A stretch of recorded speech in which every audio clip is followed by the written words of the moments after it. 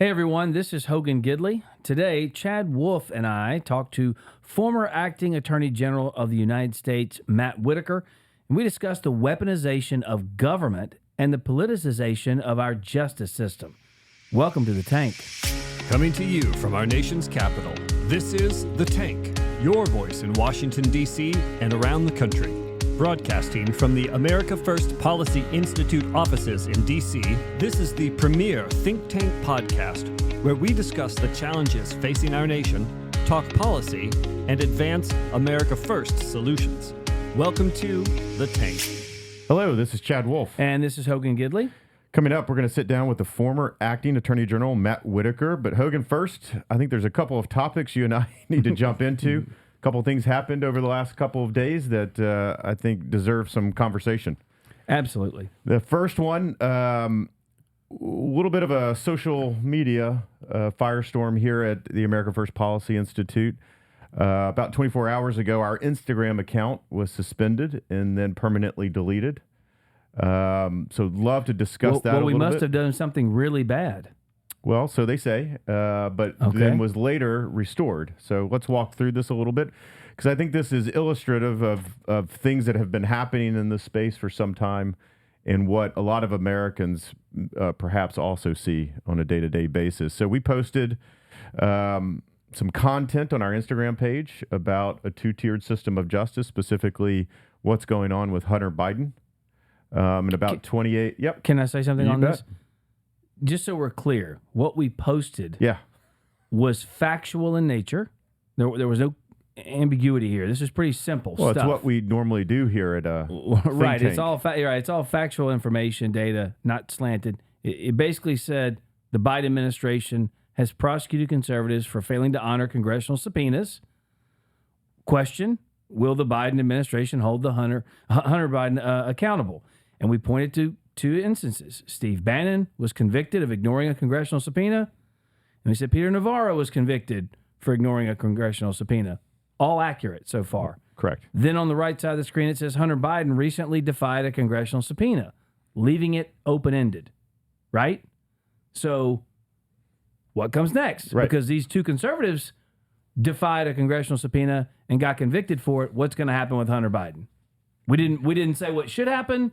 We just said, hey, here's some facts. facts. Here's some facts. Yes. Here's some interesting facts that folks should be aware of. So about 28 minutes after that was posted yesterday morning, our account gets suspended by Meta. Right. Saying that we have, or that it's been flagged because it doesn't follow their community guidelines for fraud and deception. Exactly what that meant, they didn't tell us, because we actually didn't get to talk to anyone. Sure. These are just automated email notifications. I would say a short time thereafter, about another 27 minutes, the account gets permanently deleted. So within a span of an hour, we get suspended and then permanently deleted. The account, for a period of time yesterday, you could not access it. Well, there's something in between there. We got a chance to appeal it.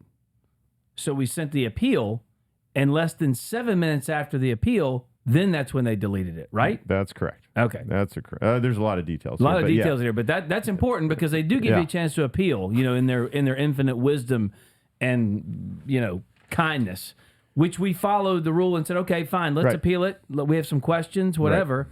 And then within 7 minutes of the appeal, boom, deleted. No response, just deleted. And a little bit of their language that they use is sort of like, this is a permanent deletion. This isn't reviewable.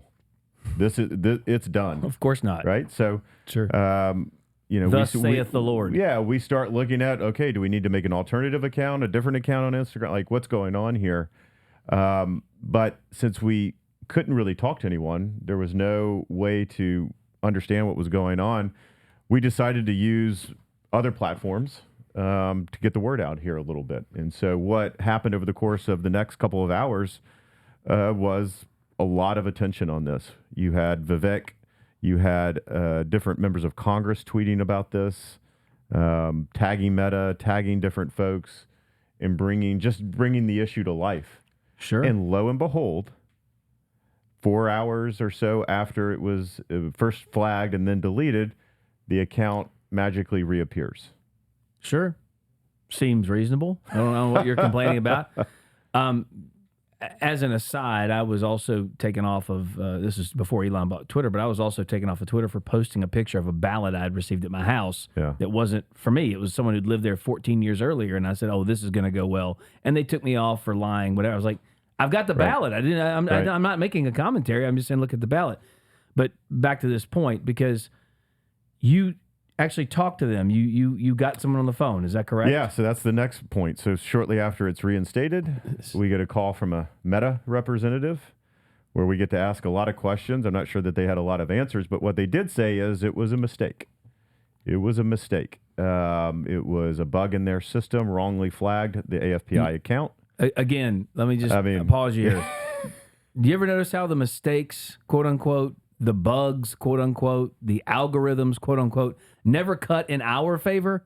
There's always a conservative always gets pushed down because of a bug or because of a mishap, but the left never has a bug kind of affect their own free speech, affect any of their,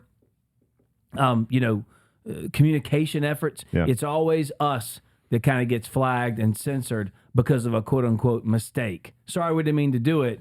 We took you offline for hours and hours and hours, and we made you go through all these hoops and waste time and treasure doing a review process and everything else. Sorry, just a mistake. Just a mistake. Too bad. Never happens on the left. I think the bigger point here, and again, that conversation with the Meta individual wasn't super satisfying because they didn't have a lot of answers other than it was a mistake. I'm sure. The point here is, I think, is that we do have a platform on other social accounts, and we do have an audience, and we can raise this issue. And our account ultimately was restored. But the average American who perhaps gets flagged and their account gets suspended and then removed doesn't have the same reach, doesn't have the same platform to draw and put a spotlight on this issue. And so their account never gets restored. Right. And so this idea is I would say what occurred over the last 24 hours has occurred to other Americans, has occurred to other groups, right? We have other conservative accounts like Libs of TikTok and others have gone through this as well. Babylon B. But look, we at AFPI, obviously we were involved in a lot of big tech lawsuits back in 2021 that are still playing out throughout the court system. This is not our first rodeo. And so this is not the end of it just because it was restored. Yes, that was the right result. Should have never happened in the first place. Should have never happened. And we're looking at a variety of different legal options here because this wasn't right. They can't really explain why it occurred. But this is something we know about because they deleted us permanently, right? Yeah. They flagged us, then they deleted us after the appeal. It was all a scam. The real question is, and a lot of Americans are kind of coming to this conclusion, this is one reason that I think Elon Musk was kind of forced to buy Twitter, it's the shadow banning.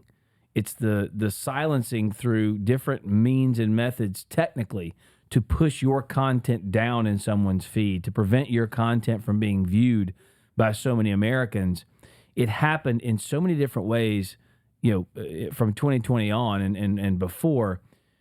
You start to see entities like ours, as you said, have enough followers high up, in the food chain, if you will, on these platforms that if enough people make hay, they'll see it and change it. But you're right. The average American doesn't have that. And a lot of times they don't even know it's occurring. And they have no recourse. They have no, who do they contact? Who do they call to try and get this resolved? That is an assault on freedom of speech. Yeah. It's absolute censorship without a question. And it's time. I've said this for a long time. I think this year, the buzzword for this year and all of the fights we're going to have over policy and other things, the buzzword is going to be accountability. We know you did it. Now, who's held accountable for it? Okay, you're caught doing it. Right. Who's going to get in trouble for this? Anybody? Call me and say it's a mistake. Sorry. If you break into your neighbor's house and you get caught by the cops, you're like, hey, look, it was a mistake. Sorry, I wasn't really I didn't mean to steal all your stuff. You're going to jail anyway. I don't care if it was a mistake or not. Yeah. So who's going to be held accountable? I'm not saying those people should go to jail, don't get me wrong. But someone needs to be held to account for these moves. And it's very frustrating for us. It's very frustrating for the average American. And they're seeing it play out right in front of their eyes. and they're angry, and they should be. Well, I think in this regard, we've got the ability, the know-how, and the resources to do something about this. So Yeah. I would say for folks out there, stay tuned. I think there's more to come from AFPI on this front, and we'll keep you updated. But to your point about accountability, would love to talk about another topic here. Yes. Obviously, there's a lot going on the southern border. I follow it very, very closely. But this is also another issue where I think most Americans are 3 years now into this crisis, and they're saying, who's accountable for this? What on earth is going on, and why aren't people being held accountable? Right. And why isn't there some change in leadership and the people that are in charge of this day in and day out? So we've got a couple of clips here. So this is a new feature on the Tank podcast. We're really excited about this.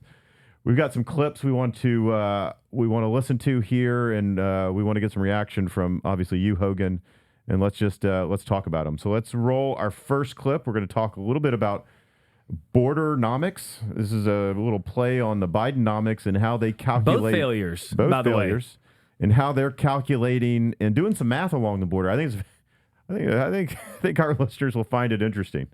In fact, the majority of all migrants encountered at the southwest border throughout this administration have been removed, returned, or expelled. A majority of them. That was Secretary Mayorkas. That was talking about, which he gets the question a lot, of the individuals that are coming into the country illegally, and there's millions at this point. How many of are being removed? And so he's on record there saying that the vast majority of them are being removed, returned, or expelled. So no one needs to worry. He's got it. He's got it under control. A majority are being expelled.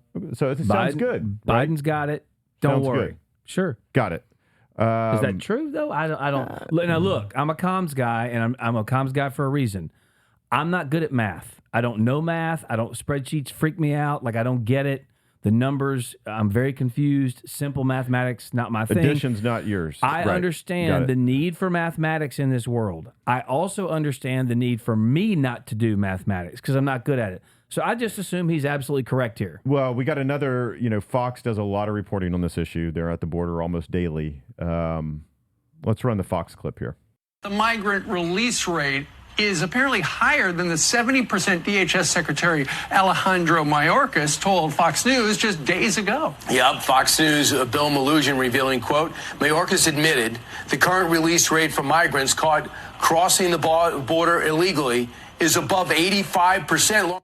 Okay, so seems consistent. We've got two issues here at play. Usually when you use the word majority, that usually implies over 50%. Ah, okay. In this case, are being removed or expelled. Yes. What we have a clip here of is that the secretary's down in Eagle Pass here recently doing some closed meetings and telling folks that about 85% are being released into the country. So obviously two different things going on here. Mm-hmm. Both can't be true. Both cannot be true. Okay. But you add that to a report here that came out within the last, I would say, week and a half from the Department of Homeland Security, from their Office of Immigration Statistics. That's in the department. It's actually here in D.C. They issue a report that says during the course of this administration, so over the last 3 years, 2.3 million people have been released into the country. Okay. So there's a lot of numbers here. You're not good with math, I understand, but the numbers don't add up to what the statements are being implied. Okay. But I do get the comm side of that, which is those two numbers are inconsistent. A majority is over 50%. I know that. So when Mayorkas says a majority being expelled, and then he says 85% are being released in the country, it seems one of those is inaccurate. I'm going to be willing to bet the first statement's inaccurate, and then 85% are being released in the country when you look at a number like 2.3 million in 2023. 1 year, 2.4 million, 2.3 million. Here's another point, though, I want to make on this, because I was looking at this as we were preparing, and I've been kind of looking at this. Well, just before you get there, and most Americans know this, right? They see these images of all these migrants in New York Sure. City and elsewhere in different communities Getting across kicked this out of country. their own schools so Right. they can house migrants. Getting kicked out of hotels so you can house migrants. And so, Sure. yes, the math is interesting, but you just look at the images and you listen to the mayor of New York City or the mayor of Chicago or the mayor of Denver saying, we're at max capacity. Yeah. You're only at max capacity because the vast majority of aliens are being Correct. released, not expelled. But even if Mayorkas was right the first time, and he said a majority are being expelled, are most Americans okay with 2.4 million people being let into this country illegally in 2023? And to put this in perspective, this is 1 year, 2.4 million. The entire Trump administration, 1.6 million encounters at the border. 4 years, 1.6 million. These are, by the way, this is a number from the New York Times. The New York Times shows this chart you're talking about. 2.4 million in 2023. So 1 year, 2.4 million. 4 years, 1.6 encounters, 1.6 million encounters. Are you crazy? Yeah. Like, are you insane? And I was on TV the other day arguing this with some folks, and I remember I made the point, it's not by accident. This is by design. It's what he wants to come in the country. And the person said, that's ridiculous. Why would you ever think that? He didn't want people to die from fentanyl. I said, no, I didn't say anything about that. What I said was he wants these people in this country illegally. And they said, no, he doesn't. And I said, then he's a moron. Because only one of these two things can be true. Either he's doing this on purpose or he doesn't know how to stop it. Yeah. Either way, it's not good.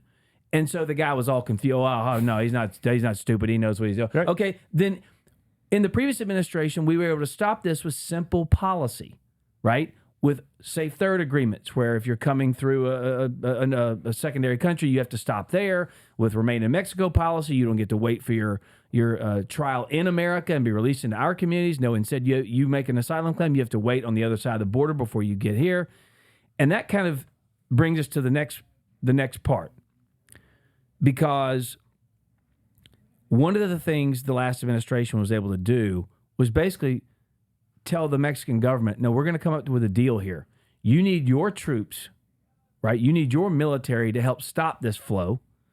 You need to step up and keep the people coming through your country, et cetera, et cetera. Yeah. And they did it because the previous administration threatened tariffs on Mexico, et cetera, right? Yeah, there was a number of things that we pushed the government of Mexico to do. Sure. Obviously, the troops and the National Guard were one piece of it. Absolutely. Sure. So now we have a situation where the current administration is touting a quote-unquote deal with Mexico and the diplomatic relations and the successes. So let's take a listen to the press secretary, Karine Jean-Pierre, from the podium talking about this very thing. So we have seen results in the migration of migrants, right? We've seen a decrease because of the actions that President of Mexico has taken. And so, again, because of these diplomatic conversations, they have been effective. We see them as being effective. Okay. What? This is great. So you've got over 300,000 illegal apprehensions in the month of December. So let's think about that. In a 31-day period, there's 31 days in December, right? Mm-hmm. Yeah. 31-day period, you have over 300, the largest ever recorded in the history of our country. But yet somehow, again, according to the White House spokesperson, that is success. Again, the math is troubling for me. Well, also the language. We see results. Sure, the result is 300,000 people in December, 2.4 million in the entire year. That's a result. Yeah, we do see those results, right? Then she says there's a decrease. What? It's the largest increase in history. It's the largest number recorded in history. But even if we get past the numbers, it's why is it taking you 3 years? Why is it taking you 3 years to get agreements with Mexico, to have them have some success if they actually are? That's debatable, and we'll see if the numbers bear that out. But you're 3 years into this. Guys, you got to be better than this. This goes back to the not by accident, by design. Remember on day one of the things that Joe Biden did was he bragged about him overturning via executive orders and regulations, et cetera, everything that the previous administration had done with the border. We're doing everything different. He was praised by the media. He took victory laps. Watch me. I'm going to do everything different. Well, when we had record low numbers of human smuggling, child trafficking, record low numbers of border crossings, record low numbers of drugs and stuff pouring into our country, if you're going to do the opposite, then by the law of whatever, physics, reality, math, the opposite is going to occur. So you see all these spikes. Again, that's why it's by design, not by accident. And after all this time, to put an exclamation point on what you just said, Chad, all this time you thought, hey, you know what we might ought to do? We might ought to engage one of the countries where these people are coming through to get to our country. This huge, massive landmass that's a buffer between the countries from where these people are fleeing to get to America. It's insane. I think that's why immigration, which was a top 10 issue, is now top 2 in most people's minds. Yeah. There's a reason for that. Yeah. And no amount of spin, no amount of messaging, no amount of comms work is going to make people, like with the economy, for example, it's not going to make people change their mind on what they are experiencing in their communities. That's right. So I think that's why there's a lot of activity this week here in D.C. When we talk about Secretary Mayorkas, there's been an initial impeachment hearing. Impeachment's been talked about now for some time regarding the secretary. And just to remind our viewers, the secretary has decided to retain a law firm using taxpayer money to help him defeat that impeachment proceedings, which is just... You know, if a Republican ever did that or a Republican administration ever did that, it would be on the front page news all day, every day. But nevertheless, that is occurring. And at the same time, we've got the chairman, Mark Green, of the House Homeland Security Committee that will be holding these hearings down on the border, and want to play you a clip from Chairman Green. And now, as the chairman of the Committee on Homeland Security, I contend with the domestic threats to this nation. The greatest domestic threat to the national security and the safety of the American people is Secretary Alejandro Mayorkas. So why is the chairman saying that? I think is a good question. I agree with him. I think it's because of certain decisions that have been made, both by the president, but also specifically, the buck stops with the secretary when it comes to border security and a lot of these immigration provisions that we're talking about. And so the committee's done a pretty good job of cataloging all the different things, whether the secretary has been, let's say, inaccurate is a very generous term. You could also say lying to the Congress. We showed a clip here earlier about some funny numbers. Those are some of the same numbers and same statistics that he gives members of Congress in oversight hearings. But it's also about his abuse of the law. His abuse of the categorical parole system, instituting catch and release, which again is against the law and the INA, canceling notices appear, nullifying interior enforcement, doing all these different things that are making the country less safe. And I think just members of Congress, particularly the chairman and others, have had enough. And I have to tell you, I think it was the fact that December's numbers, the 302,000 came out, and people said, yet another record has been broken. We've had enough.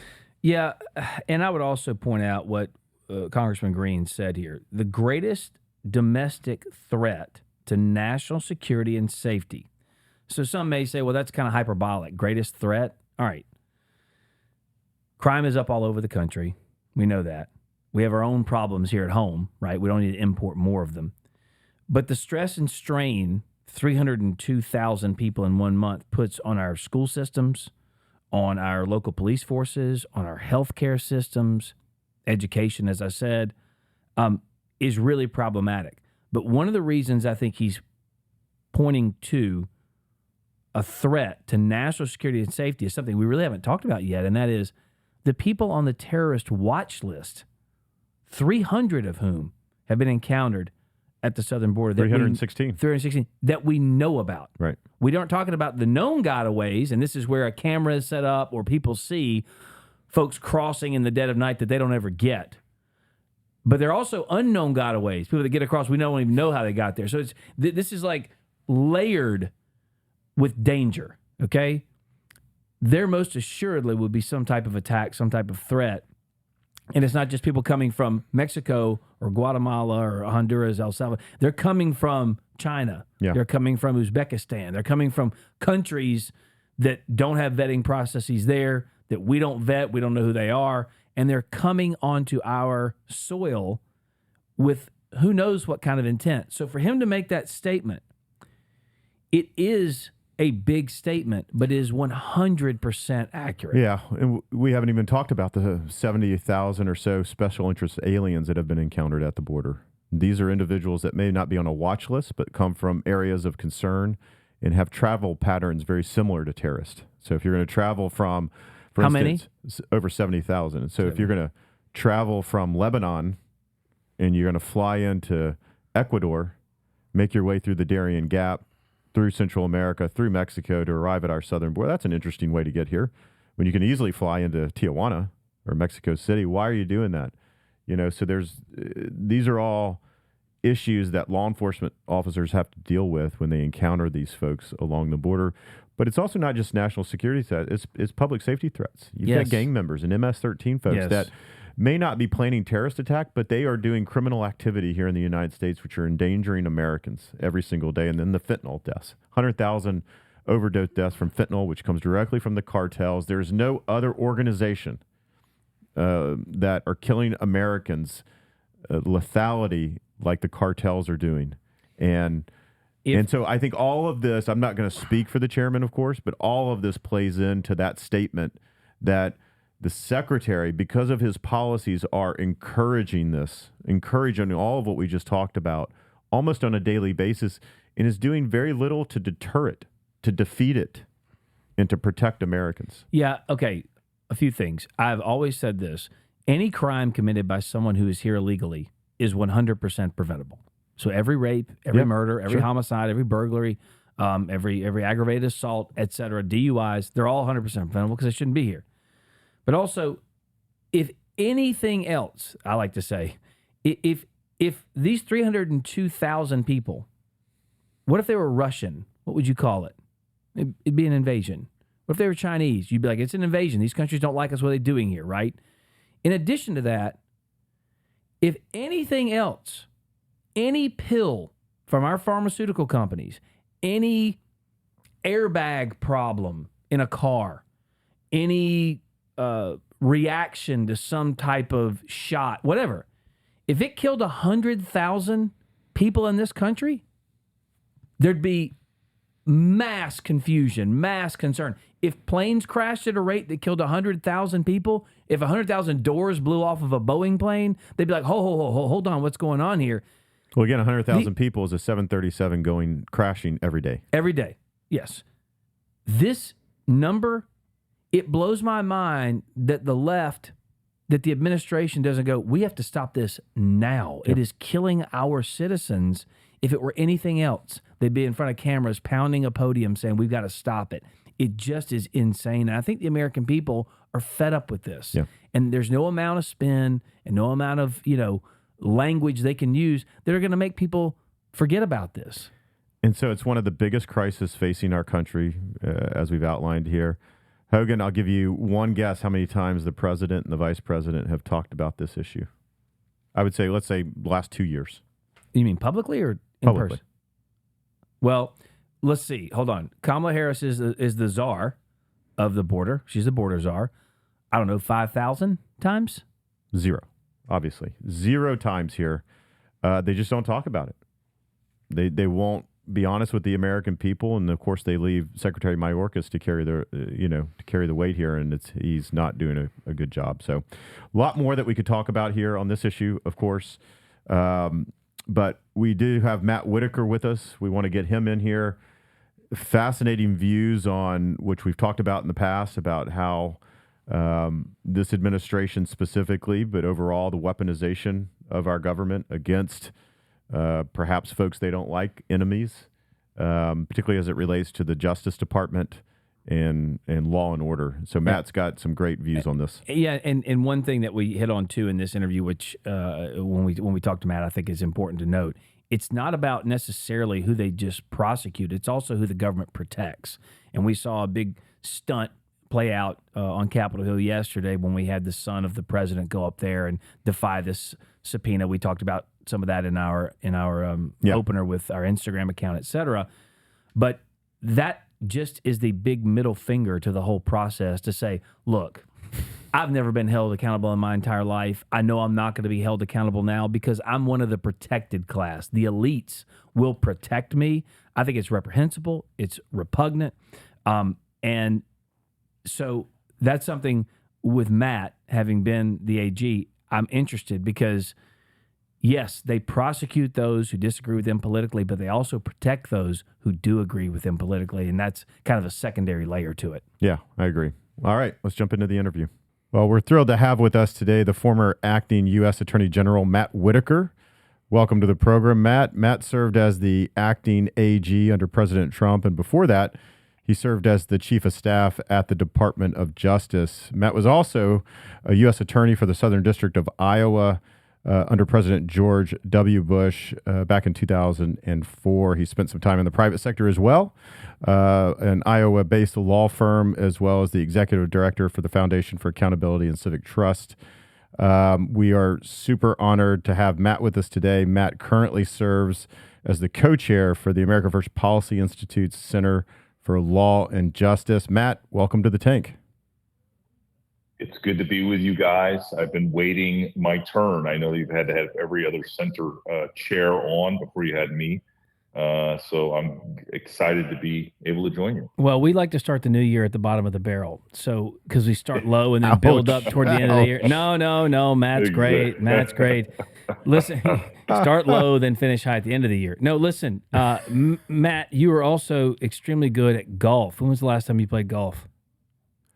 I played last week in Naples, Florida, and I am not extremely good. I like to say that I love the game, and it doesn't love me back. Well, wait. It's my understanding that Matt has actually played collegiate football. He has that too. Oh, okay. We're talking golf. So he's first. just an all-around great athlete. He's just an all-around. He's clearly an athlete. You did play. I prefer to be called gifted, Chad. There you go. Okay. Just start. Yeah. Talk about football. By the way, the college football is kind of wrapping up. It's over. We're now focusing on the pros and the Super Bowl. What are you looking at? What do you like about that?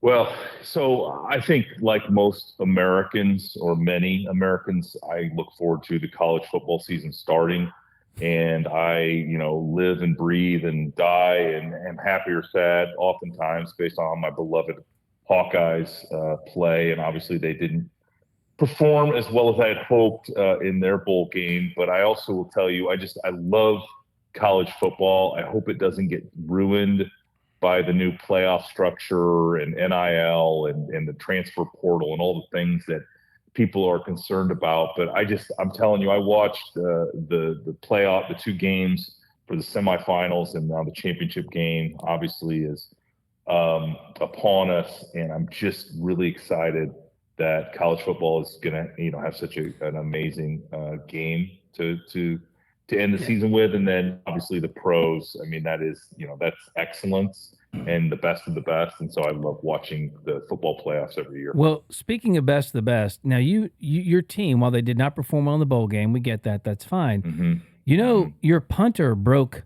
a record for most yards punted that held since like 1932. Did you know that? Iowa's punter? I did. That's not a good Tory Taylor. It's not a great thing. I don't think that's a good thing. No, that means Iowa doesn't you're have not getting a lot of first downs. They don't have a lot of offense. That's not the point. Okay. But hey, you look for the good amongst the bad, and you have a very good punter. Yeah. And he'll go pro, I'm sure, and someone will pick him up, and you can cheer him on in the pros. Yes? That's a good thing. So Tory he's a great kid. I was able to spend some time with him recently, and he's from Australia originally, and he loves his college experience at the University of Iowa. But yes, he set the record for the most punting yards by any collegiate punter, and he will make a lot of money probably for the next decade punting professionally. But yeah, at Iowa, we say punting is winning. That was a very long windup there, Hogan. But I appreciate that. That took some dedication. No, it was good. Also, you're in Iowa now. Is it cold? I am. It's actually a lovely day. I'm sitting in the sun right now. Obviously, I'm inside, but it's in the 30s, and it's just a beautiful winter day in Iowa, and there's just a lot to love about this great state. Well, we've gone far afield from the topics and the policy discussion we wanted to have, but I like to bring people in and let our people know about our guests. And you're a fascinating person with a fascinating history. And while you do have a lot of bona fides in the legal field, personally, you did play football, you love the sport, and you play golf, and so you're just an all around good dude. So I just wanted to get everyone on the same page here, that we all like Matt Whitaker was the point. Oh, I appreciate that, Hogan. I think there was some ambiguity there, so that's great.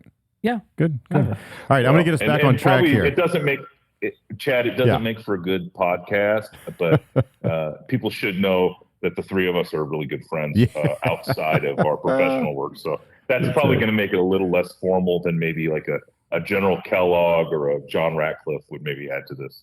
Fair. That's a fair point. So let me get us back to a couple of different topics we wanted to discuss with you, Matt. Obviously, I think there's several here that we're going to get to. One big one has been really percolating, I think, over the last year and a half to almost 2 years now. And that's a phrase that we hear often in the media and elsewhere about the weaponization of government. We see that, I think, in a variety of different instances, particularly under the Biden administration, almost specifically under the Biden administration. You know, given your vast experience, you talk a lot, not only in the media about this. Would love to just get your perspective on how big of an issue this is as we sit here in early 2024, and why should most Americans, maybe many Americans who don't follow, the DC happenings day in and day out, why should that weaponization of government, why should they really be concerned about it? Yeah. Well, there's so many reasons, Chad, and I frame it this way. I think we believe, we're founded on certain kind of first principles when our country was initiated by the founding fathers, and they saw sort of what was the potential. They also understood human nature, and they also understood how power needed to be diffuse across many different people and not consolidated in one person like a king, like we had left and fought a revolution against. But one of those founding principles was equal protection under the law, equal application of the law, the rule of law, and not just by executive fiat. And you look at all of these founding principles, many of them captured by really smart people at the time in our foundational documents, including the Declaration of Independence and the Constitution.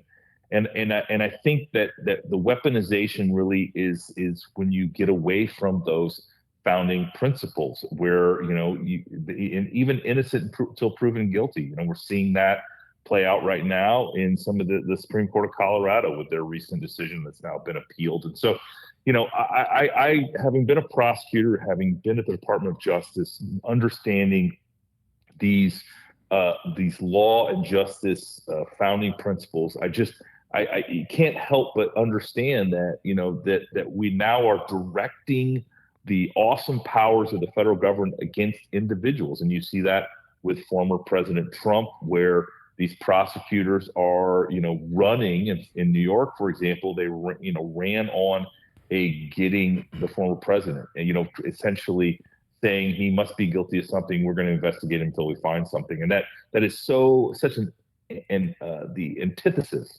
of where we should be. As prosecutors, we should wear the white hat. We should do justice, and we should make the decisions, the right decisions for the right reasons. And we should also think about the priorities of our fellow citizens. And to some extent, you look at what's happening in New York right now with, sort of the crumbling of their economy, the mass illegal immigration that's, hurting their fellow citizens, the crime that comes with that. And I think about how the prosecutors should be focused on the needs of the community and not just the needs of their own political interests. And that's where the whole system is perverted. It's where it's been weaponized. And it's not just against the former president. Certainly, you can point to many other examples where the resources of the government has been used to amplify political statements by the left or otherwise. And I just think it has to come back where the American people can't perceive that the federal government has been weaponized against them or against their fellow citizens. And I think if you ask right now, the polls show that more than 50% of the American public thinks that the Department of Justice has been weaponized, the FBI has been weaponized, federal law enforcement is weaponized, and perception's reality. Right. And of course, we hear oftentimes from the left that this issue of weaponization of government is somehow overblown. It's not really happening. This is, a figment of the far right. But I think what I hear you say, and your perspective is unique given the various positions that you've held, that no, this is actually a real thing.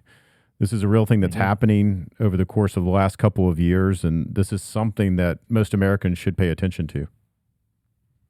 Yeah, there's no doubt about that, and I think it is also the American people, and I know I talk to a lot of folks around this country. I'm traveling a lot, and what I'm hearing is that if you are conservative, if you support certain candidates, that you can't get a fair shake from the federal government. That there isn't a bias against you, and I just think it is so much the business of government, whether it's to approve a permit, whether it's to sort of have a developer be able to build houses, whatever it is, it should not matter whether you're red or blue, black or white, brown, whatever how you approach it. That it should be objective, it should be fair, and these officials, whether at the state level, the local level, or even the federal level, should do their jobs, objectively based on the criteria under the law. And I think that so many people don't believe that is true now,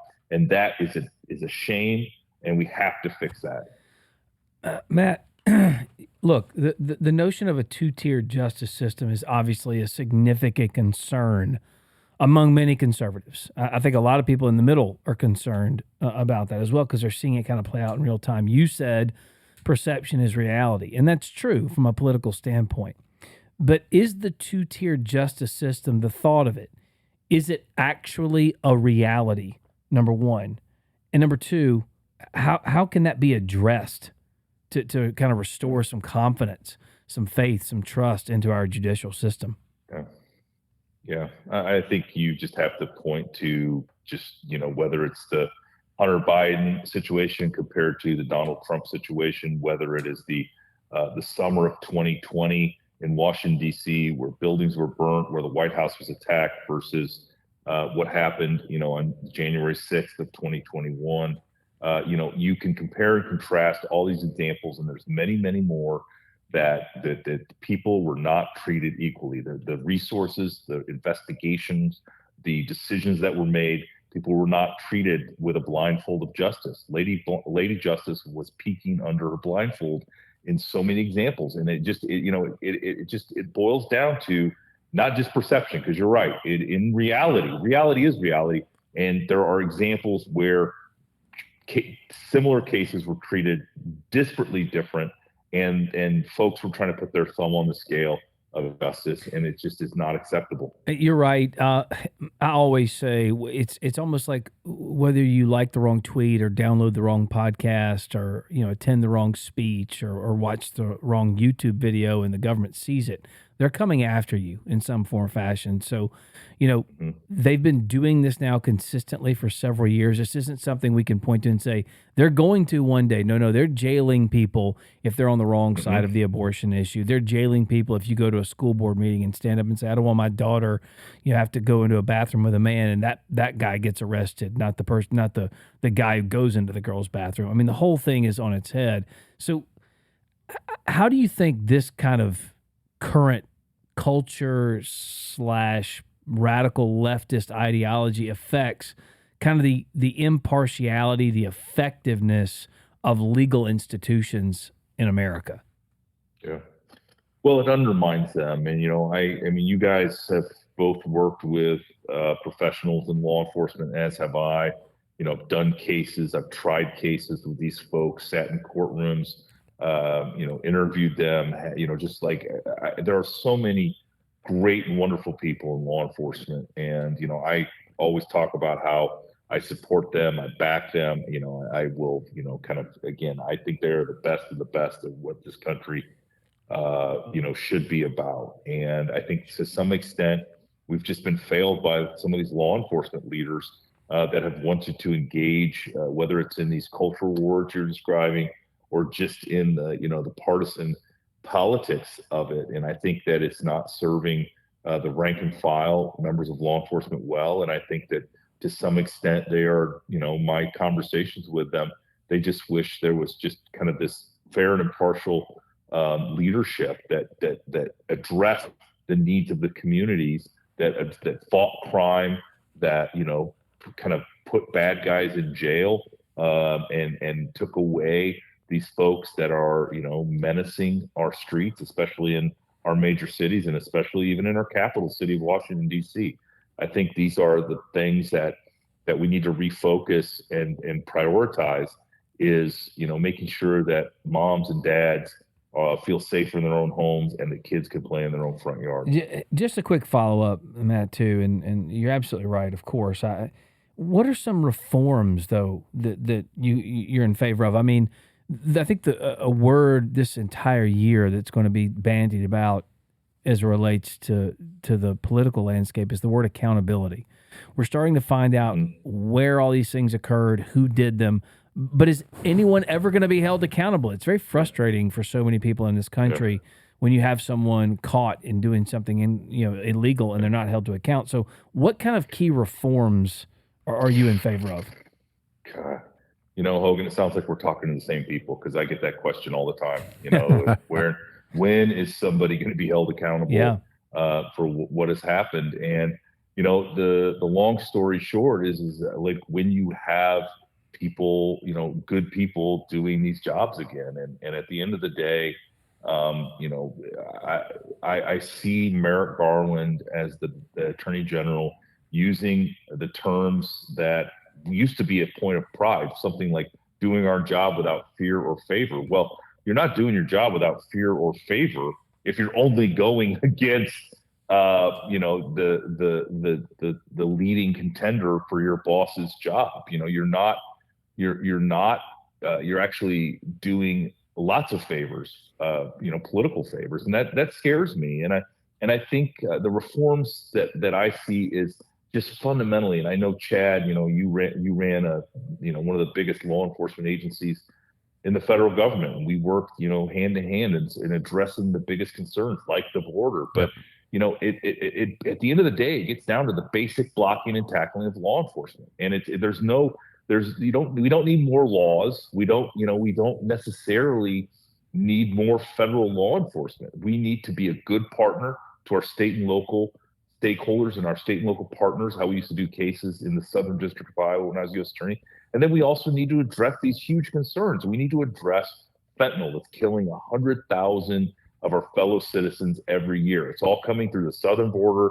It is all manufactured using Chinese precursor chemicals imported into Mexico by and large. And, the solutions are actually fairly simple. It's just having the political will and desire to do it. And, that's why, so many of these policy prescriptions are fairly simple. But, ideas, while rewarded, we need to execute. We need to be absolutely steely-eyed focused on executing some of these things that need to change.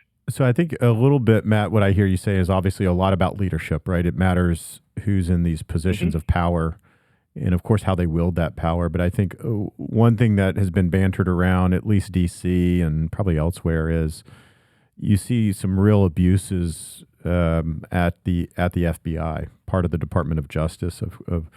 I'm not going to ask you to get into detailed reforms and things like that, but in addition to leadership changes, do you think that there are fundamental structure issues both at FBI and DOJ that need to be looked at? I'm not going to ask you what they are, but do you think that is part of the issue here? Yeah, I do. But I also, what I saw, and whether it was, really from the time from about 2015 until now, I think what you see and what needs to happen, for example, let's use the FBI because obviously it's been high profile. I think you need to get the seventh floor, which is the leadership of the FBI, out of doing cases. And we saw this, whether it was in the Russia collusion hoax, and then just kind of on down in some of these things.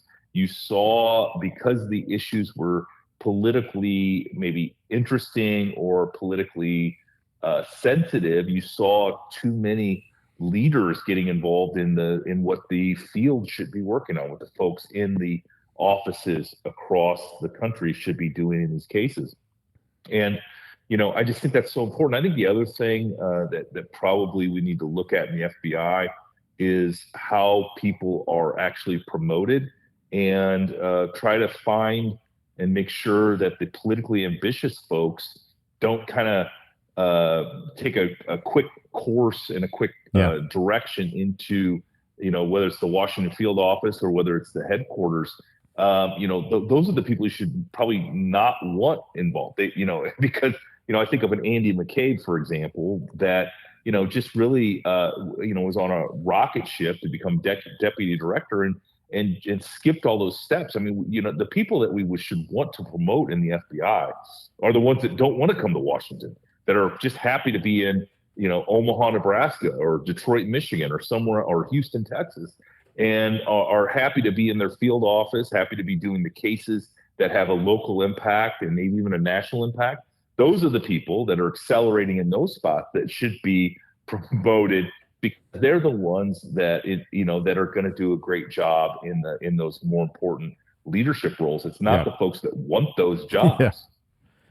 No, I think that's a good point. It's probably the ones that don't want it should probably be there, and the folks that have been in the field and understand it. So I think those are excellent points. Chad, if I could add one thing, Hogan and Chad, and I think it gets down to that founding father principle of, it should be for a limited period of time. It should be inconvenient, kind of like public service used to be back in those days, where you had to ride a horse or ultimately, get on a train once trains were invented to go serve. It was inconvenient. Nobody really wanted to do it, but it was a sacrifice and it was service. And I think we need to get back to that, whether it's in our elected officials or whether it's in these appointed positions. Yeah, that's well said. Ship has sailed, but yes, I agree with you 100%. Too much money. There's a lot of ships and trains being talked about and horses here. So, he's from Iowa.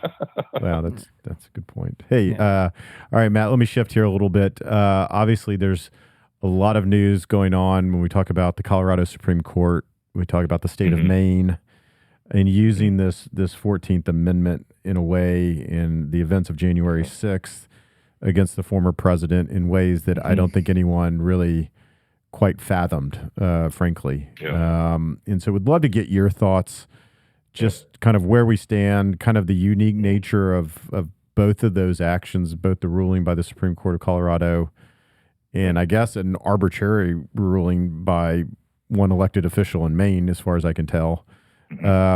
What's your take on that, and how damaging do you think that could ultimately be to the republic here? Yeah, I think it's very damaging because it violates one of our foundational principles. I was talking about that earlier, and that foundational principle is due process of law. If you look at, first of all, the 14th Amendment, the framers of that would have never imagined this being done by a state or by, a Secretary of State in the first place, because the 14th Amendment is not self-executing. The fifth section of the 14th Amendment says that Congress has to pass laws in order to make that happen. And so they've codified the insurrection crime. President Trump nor anyone else that participated in the January 6th riots, which, again, there is no excuse for what happened on that day. And, I think all political violence should be condemned and prosecuted. But that being said, the way Congress has effectuated the application of the 14th Amendment, Section 3, has not been used. And then, again, the due process claim, in Colorado, they had a week-long hearing that there was no ability to subpoena witnesses. There was no ability to conduct discovery. It was a slam bash, quick process, and then ultimately the Supreme Court on a 4-3 vote suggested that that that evidence supported insurrection. I mean, that is not due process.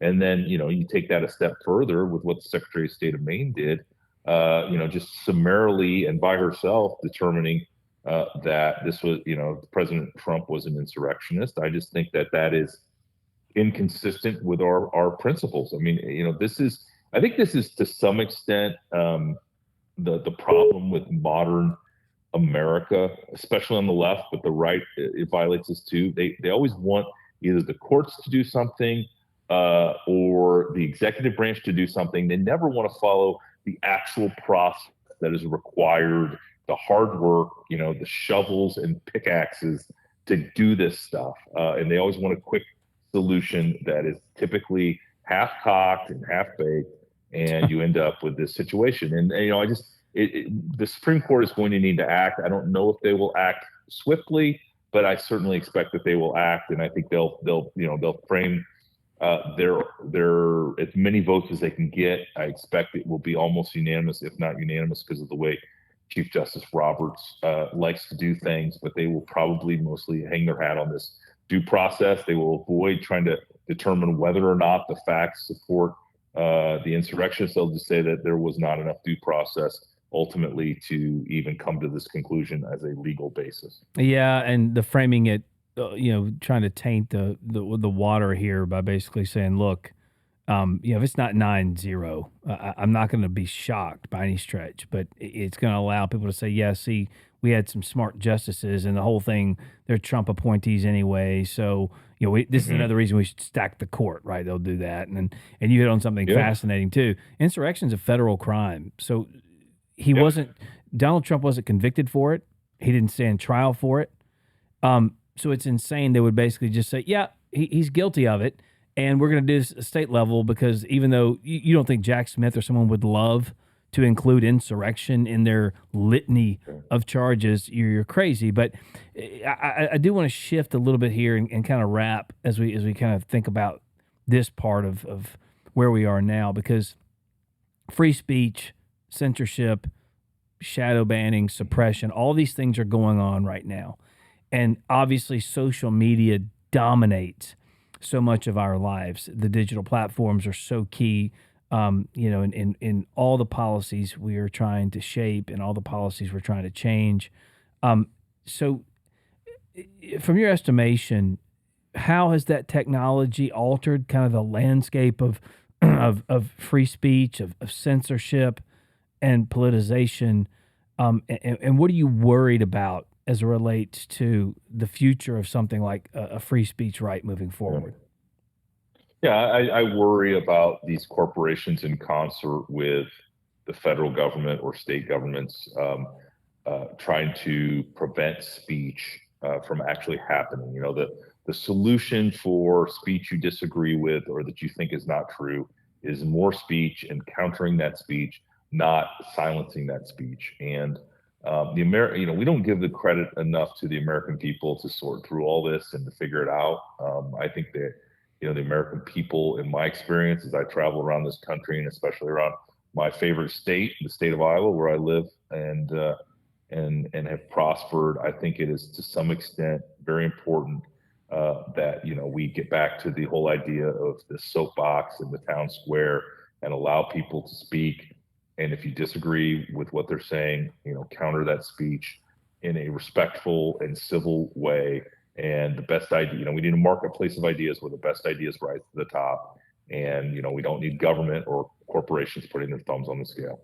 Yeah, that's well said. Well, Matt, we could go on, but I know you've got you're a busy guy. So let me just thank you again for joining us today, sharing your thoughts, observations, insights on that issue of weaponization, on politicization of government. And I think the last part, which is important, which you just hit on, is restoring that public's faith in our justice system. I think is critically important. Make sure that you subscribe today so you don't miss any of the upcoming episodes of The Tank. I also want to encourage all of the listeners to tune into Matt's very own podcast. That's the Liberty and Justice with Matt Whitaker, to hear more of Matt's take on issues affecting the country almost on a daily basis and into the future. So, Matt, thank you again for coming on The Tank. All right. Appreciate both of you guys. Thanks for having me on. Thanks, Matt. Appreciate it. Text the word TANK to 70107. That's TANK to 70107 to get exclusive content from the Tank podcast and to learn more about the America First Policy Institute.